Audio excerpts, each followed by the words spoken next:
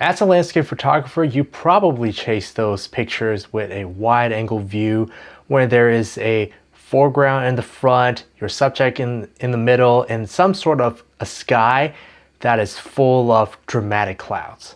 I am guilty of that myself. I cannot skip a shot when the sunset is blowing up in the sky with burning clouds that just looks like a painting. But that is not always the case.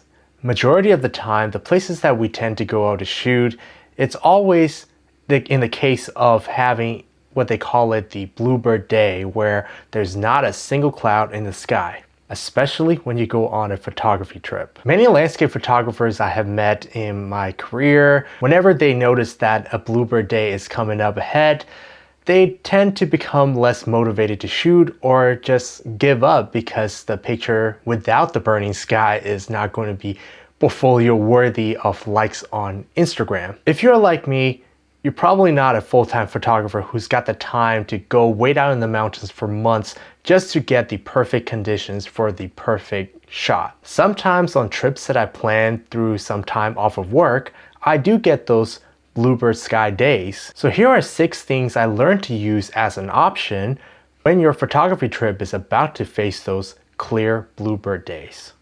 Number 1, shooting away from the sun. During sunrise or sunset, just as the sun is at the horizon, if you're facing away from that sunrise and sunset, you get this unique color palette on the horizon. The horizon starts up blue, then pinkish purple, and as it keeps moving up to the sky, it gets more blue color. It's not quite blue hour yet, but just before blue hour, you get this analogous color palette. It is a great option to do your wide angle photography if you're just looking for some colors in the sky. Your subject is supposed to be the main center of focus to draw the audience's attention anyways. Treat the sky as a complementary element.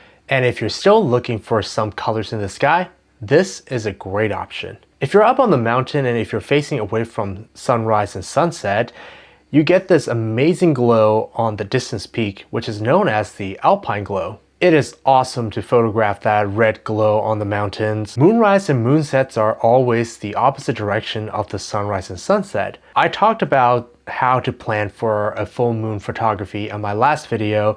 I will link this above here.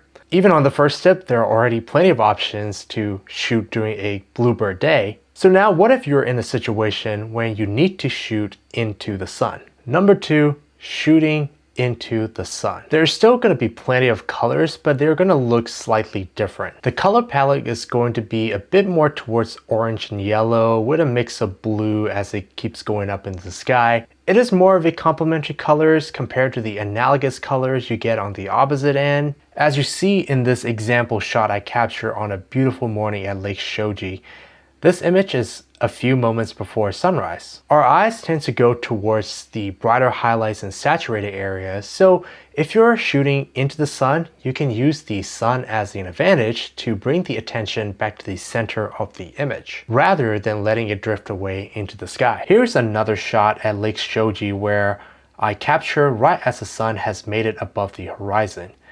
It is highlighting nicely near Mount Fuji, despite Mount Fuji is slightly a silhouette, but the boats in the front are well lit here. The sun is not too far up in the horizon yet, so I was still getting dreamy conditions to make this image work. The sun star is not necessary. It is a nice element, but I am not going to make a big emphasis on that. Another thing you can do is to find some element that can act as frames for your subject. In this shot I got of Mount Fuji on that same morning, I was using the momiji trees as some kind of framing. Frames are one of the best substitutes when it comes to shooting during clear sky days. These images are not shot into the sun, but I just want to make a quick reference of using frames to add as an option. Number 3. Now, we've talked about shooting during sunrise and sunset hours on the last 2 tips. But don't forget blue hour. Just like sunrise and sunset times, you can either shoot away from the sun or into the sun during blue hour. Because you're shooting at blue hour, the atmosphere is mostly going to be blue color cast. My preference, I like to shoot away from where the sunrise and sunset had occurred because the blue color that you get is a little bit more deeper, and I find it a little easier to get it polarized during post-processing. Here are some of the examples of where I shot during blue hour away from the sunset.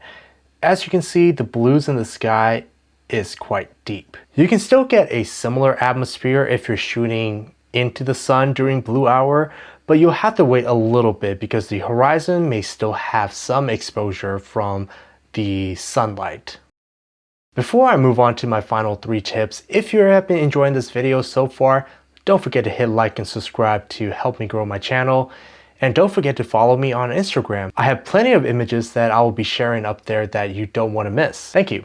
Number 4, don't include the sky at all in your frame. How can you do that for landscape photography? Well, you'll have to use a telephoto to cut the sky off the frame and focus on the smaller scenes. This is one of the popular ways, or in some instances, more artistic ways to capture your landscape photos. Some photographers prefer only small scenes because they dislike relying on the sky, and capturing smaller scenes, you can get more unique compositions. They will shoot stuff like textures in the rock or the patterns of the tree bark. If you're into that, great. Now I'm sharing this tip not to let go of the wide angle entirely and just focus on small scenes. I still enjoy the grand wide angle landscape, and during those clear sky days, I love using the telephoto to cut the sky off the frame entirely. I would take advantage of the lighting and play around with the contrast between the light and shadow. Sometimes I would shoot far in the distance where there are prominent layers. Here are some examples of telephoto images I have done in the recent years.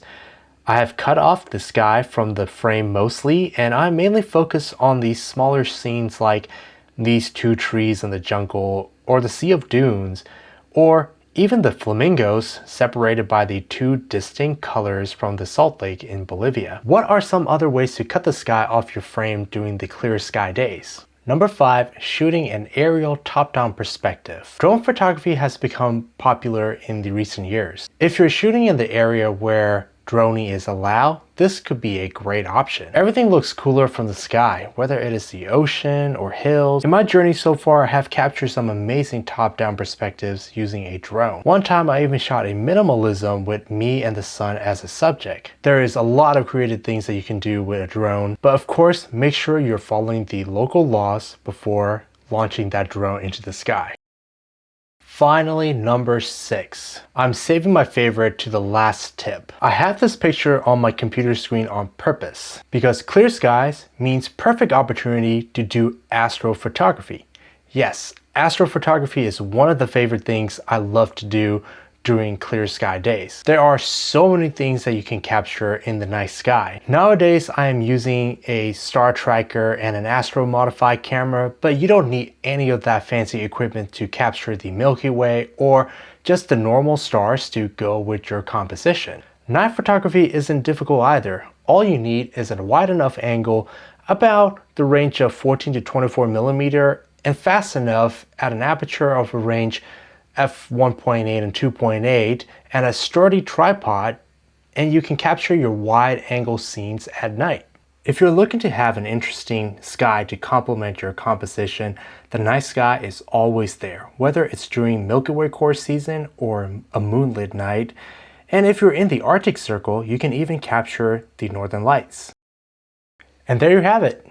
6 topics, but there are plenty of options to choose when you're facing a clear sky day. I just want to mention 2 things before I end the video. When you're shooting away from the sun, you can use a polarizer to help cut off the haze and deepen the colors in the sky a little more, just like this image. And the second thing is, and what's my take on photographers overexposing the sky?